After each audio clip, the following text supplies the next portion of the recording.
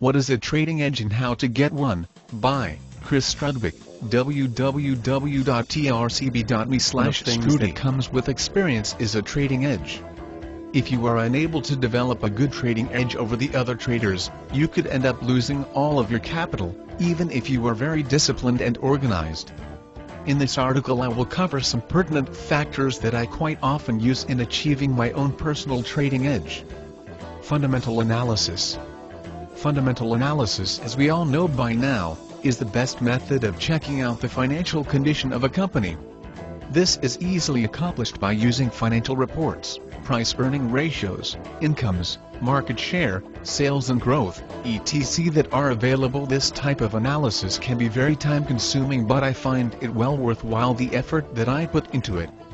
Your article could be in this broadcast. Visit trcb.com to find out how. Here are a few factors that I take into consideration when researching a potential stock. 1. Earnings per share (EPS). This shows me the stock's average short-term recent quarters and long-term last 3 years earnings growth rate actually is. 2. Relative price strength (RPS). This measures a stock's relative price change in the last 12 months in comparison to other equities in the stock market. 3. Sales plus profit margins plus ROE (return on equity). This shows you a company's sales growth rate during the last 3 quarters, before and after profit margins, and the return on equity. If you like the idea of including fundamental analysis into your own trading plan, I would consider trading only stocks that meet some of the basic minimum requirements. I personally like to use fundamental ratings for longer-term trades such as the ones I plan on weekly charts. This won't be of much help to you if you happen to trade intraday. Fundamental analysis can be a phenomenal way to build up a list of good solid potential profitable stocks, or as an alternative you can utilize it as a way to filter out the weaker stocks, but that's about its boundaries.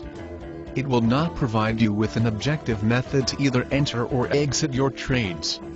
All of my trading decisions, entry, exit, and stops are all based on technical analysis, which we will now take a closer look at below. Technical analysis. Technical analysis is basically all about the analysis of prices and their behavior.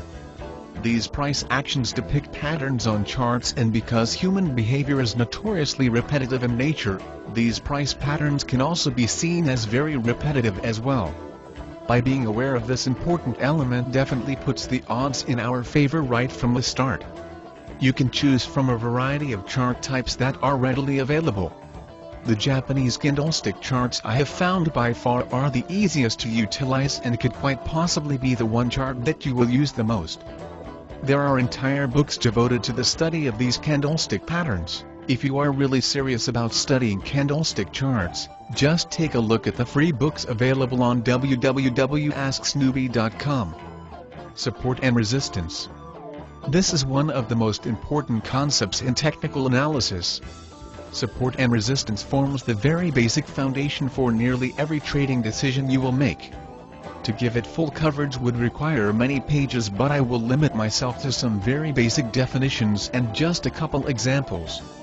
Support level. This is a price level that a declining market or stock has failed to penetrate and has rebounded off at this level. Example: the low of the previous day forms in line of support, and this price level is often frequently used as a stop loss. Resistance level. This is a price level that a rising market or stock has failed to break through and has rebounded off it and headed back downwards. Example: a previous high in an uptrend forms an area of resistance, and this can be used as a minimum future objective to take some profits once that level is eventually reached. Oscillators. An oscillator is a technical indicator that will tell you at a quick glance whether a market or a stock that is currently being traded has been either overbought or oversold. A few traders often use these oscillators to forecast a future change in direction. Some of these examples include the RSI, stochastic oscillator, and MACD, just to name a few. There are many numerous oscillators and technical indicators that traders employ, but I personally like to utilize them to weed out the weaker stocks. Particularly if I am lucky enough to have accumulated a list of too many good stocks to choose from. A very nice position to be in. There are other indicators that I also use from time to time. I look for support and resistance on the VIX Volatility Index daily chart to assist me to foresee reversals. I look at the put-call ratio 5MA and 10MA on the daily chart to see if traders are too bearish MAs more than 0.8 or too bullish MAs less than 0.5. MA equals moving average. I look at the TRIN 5MA and 10MA on the daily chart, overbought MAs less than 0.8 or oversold MAs 1.2. I also look at the McClellan oscillator. The market is overbought if it rises above plus 70 and oversold if it drops below minus 70. A buy signal is generated if it falls into the oversold area minus 70 to minus 100, and then turns up. A sell signal is generated if it rises into the overbought area plus 70 to plus 100, and then turns down. If it goes beyond the minus 100/plus 100 levels, then it may be a sign of continuation of the current trend. This article has not really been about teaching you how to develop that trading edge. The idea that I had in mind was that it has hopefully shown you that there are many various and excellent tools available that can be used to improve your trading odds and increase your profitability. It will take time and effort to find the right combination that will fit your trading personality and your own trading techniques.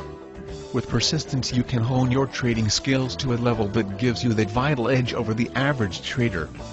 If by chance that happens, then my goal has been achieved. I wish you profitable trading. Chris Strudwick is a successful share trader on the Australian stock market. For more info, please visit my blog at www.asksnewbie.com.